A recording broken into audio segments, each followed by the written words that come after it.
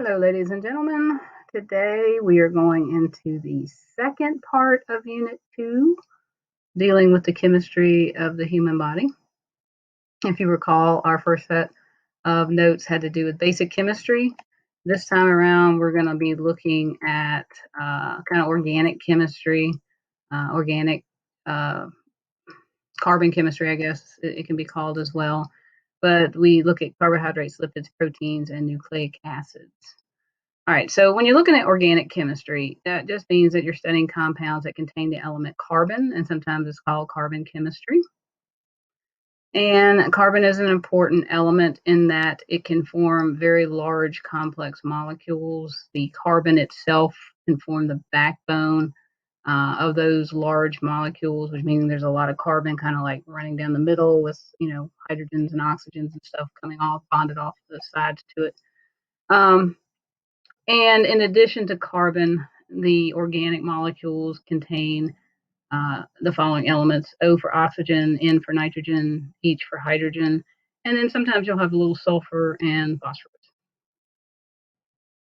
All right, so the four main macromolecules that are present in the human body are your carbohydrates, your lipids, proteins, and nucleic acids, also called the biological macromolecules, macro because they're large molecules. All right, so we're going to start off with carbohydrates. When you look at a carbohydrate, they have a chemical formula and a particular ratio. They are made up of carbon, hydrogen, and oxygen, as you can see here, generally in a 1 to 2 to 1 ratio. And the main function of carbohydrates is for energy. Okay, it gives your cells energy, and then your body can also store carbohydrates as well for an energy source to be used later. The monosaccharides, such as glucose, are the ones that are used to build the larger carbohydrate molecules like the disaccharides and the polysaccharides. Di meaning two. And I kind of went over this in the basic chemistry notes where I was showing you that synthesis reaction with the two monosaccharides bonding together to create the disaccharide. Well, the same thing happens to create polysaccharides. It's just poly means many. So you're getting many monosaccharides bound together to create polysaccharides. All right, so there are three that we talk about anyway, especially glucose and fructose, but also galactose. But these are just some of the monosaccharides that you'll hear us talk about. And they all have the same chemical formula, C6H12O6. But if you look at the picture up here, you can see that they have different shapes. Okay. Now, with galactose and glucose, they look a lot alike, but if you look closely, you have got the H and the OH are kind of flipped here, and then on this side as well. That makes a difference in chemistry. You wouldn't think that little bit of a difference does, but it does create a totally different molecule. So those are some monosaccharides, common monosaccharides. And in order to get your disaccharides, that's where you're going to be combining monosaccharides together. And to get sucrose, which is our table sugar, you bond glucose and fructose together. And to get lactose, I know you've heard of that, that's milk sugar, and that is made by bonding glucose and galactose together. Okay, and then polysaccharides are where you bond three or more monosaccharides together. Glycogen is an example, and that is the way animals store very big long chains of monosaccharides. So that's kind of an energy storage molecule for us, that in order for our body to use the monosaccharides involved in that molecule, it has to be broken down to the individual components. Okay, it can't be used in the big polysaccharide form. It's got to be broken back down to monosaccharides, but it's stored in the polysaccharide form. All right, starch is the other example I'm giving, and I know you've heard of starch. That's the way plants store these large molecules of sugar. All right, second group of organic molecules are the lipids, and these include fats, oils, and waxes. So lipids are also used for energy by the body, and in fact, they provide probably, over double the amount of energy in a carb molecule. That's why fat is so hard if you're trying to lose weight, to get rid of, because it requires over twice as much energy to burn it off as a carb. They also serve as insulation in the form of fat, and then also something called phospholipids, which is part of the cell membrane. Hopefully that rings a bell from your biology class. The building blocks of lipids are something called glycerol and fatty acids, which here's your picture, and you can see that carbon backbone in these really good, all those carbon chains everywhere. So you have saturated and unsaturated fats. I know you hear about those a lot in your diet. If there's only single bonds between the carbons in those chains, it's called saturated.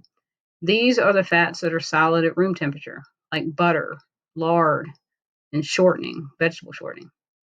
These are the ones that are not as good for you. Okay. On the other hand, unsaturated fats, the only difference is it can be just as simple as one double bond, okay, between the carbons in the chain, and that changes their characteristics. And in this case, they are liquid at room temperature. So your vegetable oils, basically. Okay, so unsaturated fats better for you than these saturated. There's just a couple pictures, again, showing that nice carbon backbone, but you can see these little, remember we said the little single lines represent single bonds, so you can see there's a single line between every carbon. So they're all single bonds, but here, even that one little double bond there makes a big difference in its composition. So this is an unsaturated fatty acid, which will be liquid at room temperature. Okay, here's those phospholipids I was telling you about that hopefully you remembered from biology. So here we're looking at a cell. There's a cell membrane. There's a chunk of it. You can see that they're made of a phospholipid bilayer, which means two layers. Remember the little thing with the head and the two tails? Hopefully you remember that. Triglycerides are one of the most common lipids found in the body. You can see that's a large molecule with the fatty acids here off of the glycerol.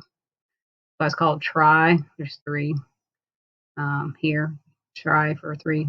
But those are the fatty acid chains, and there's the glycerol. All right, cholesterol is another type of a lipid. It is actually in the steroid category.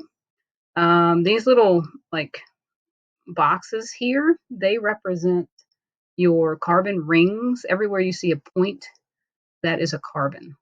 It just makes it easier to draw it like this. If you take organic chemistry, you'll be drawing these one day.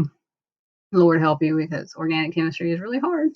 But yeah, so that's just a form of how to write out, instead of drawing all these carbons, they create these carbon rings. So, and then bile is another example that's made in the liver, and it helps you digest fats. So even though it's a lipid, it also digests other lipids. All right, proteins. Hope you know what that is. Most of the time you say you need to get your protein, you're going to get a piece of meat. These are made of amino acids. They have many functions, but one very important one is that they catalyze reactions. And they also function to build a lot of body structures. Some of those structures include, of course, your muscles, because when you're eating meat, that's what you're eating. You're eating the muscle of the animal. So eating a chicken leg, you're eating chicken muscle. You're eating a steak, you're eating cow muscle. You're eating ham, you're eating pig muscle, so on and so forth. They also build structures in the blood, antibodies, which are part of your immune system. Some hormones are made out of proteins. And then, of course, we already mentioned enzymes being one of the most important ones, because they are the ones that catalyze reactions. Okay, you also have polypeptides. You have dipeptides too, but polypeptides are the ones that actually are the end result of a lot of these structures here. So every one of these little tiny circles represents those amino acids. We said amino acids build protein. So poly meaning, three or more, and there's definitely three or more in this long chain of amino acids. All right, so what's the big deal about enzymes? We keep saying one of the most important things proteins do are being catalysts. Well, enzymes are natural catalysts, and a catalyst is anything that speeds up a chemical reaction. There are thousands of different kinds of enzymes in the body. They don't actually enter into the chemical reaction. They really just function to hurry these chemical reactions up and make them happen. And I'm not joking when I say a million times faster. Okay. Otherwise, if we didn't have these enzymes to speed up our chemical reactions, they would not happen fast enough to keep us in homeostasis. And without enzymes, we would die. Just a little picture showing you, hopefully you remember a little bit of this from biology. But this just shows, here's your enzyme. It's got the special shape. It's the 3D shape. Here is the chemical that is going to go into the reaction. Well, it bonds to the enzyme at something called the active site. And you can see the active site is important, and that's the only place it can bond on the molecule because it has to have the perfect fit like puzzle pieces. Once they bond together, the enzyme speeds up the reaction that would occur. And in this case, it's a decomposition reaction because it's taking a larger piece and breaking it down into two smaller pieces. Now, in this, when you talk about enzymes, instead of calling it the reactant, they call it the substrate. The substrate and the reactant are the same thing. It just means the chemical that is going into the reaction, where the products are what's being produced at the end of the reaction. And if you look, your enzyme is left unchanged so that it can continue to catalyze the same reaction over and over again. Enzymes are very specific to the type of reaction that they catalyze. So you have one particular type of enzyme for every single reaction in your body. Remember we talked about metabolism, all the chemical reactions that occur in the body. For each different chemical reaction, you have a separate enzyme that does the job. All right, you can mess up an enzyme though, which is called denaturing it. You can apply very warm temperatures. You can change the pH and make it very acidic.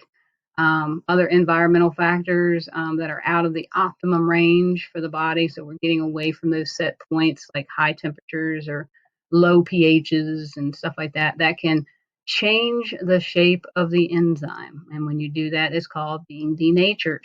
Well, look what we said back here. It has to have that specific shape to be able to fit together perfectly with its substrate. And if you mess this shape up, you're denaturing it and it can no longer bond with its substrate anymore. And you end up with an enzyme that's no good. Okay, it can't go back to normal once it's been denatured. So this is showing the enzyme before. See how it fits perfectly with this little substrate here, but then let's say we've added some heat to it or made it really acidic environment and it's changed that shape and now our substrate won't fit anymore, so that enzyme is no good. It's not going to be able to catalyze the reaction. Okay, so nucleic acids is our fourth group. Hopefully you guys definitely remember this. Hopefully when you see this double helix structure here, you'll know, hey, that's DNA. So nucleic acids are made out of nucleotides, and their basic function is involved in the genetic code for the body and how to build proteins. If you remember from biology, there's your nucleotide. Each nucleotide is made from a phosphate, a base, and a sugar. And there are two types of nucleic acids, DNA and RNA. And just a quick comparison, we're not going to go into detail, but remember DNA is the one that carries your genetic code. It tells us how to build the proteins and what the genes are and what they look like in the body. RNA is going to be the one that copies the DNA and it actually takes the DNA code and uses that for instructions on how to build the proteins. Okay, so that's basically in a nutshell DNA versus RNA. All right, well, you got to have energy in order to do pretty much anything in the body. Your cells need energy in order to function. So remember we said that you get the energy from the sugars and the carbs and also in the fats. But when we're talking about getting it to the form that the cells can use, we need it in ATP. The cells cannot just take glucose and use that for energy. So your cell respiration equation. Hopefully you've seen this before. That's where you eat food to get your glucose, you breathe oxygen, okay? And these things go into this chemical reaction here, and you get carbon dioxide as a byproduct. You also get water, but ultimately you get ATP. So here's the large ATP molecule, but this is how your cells get the energy they need to function. So that is through the cell respiration process. All right, well, that is organic chemistry, guys. Hopefully you remembered some of this from biology, so this is not totally new to you. Okay, if you guys have any questions, you know where to find me. You can email me or talk to me in our Zooming sessions. Have a great day.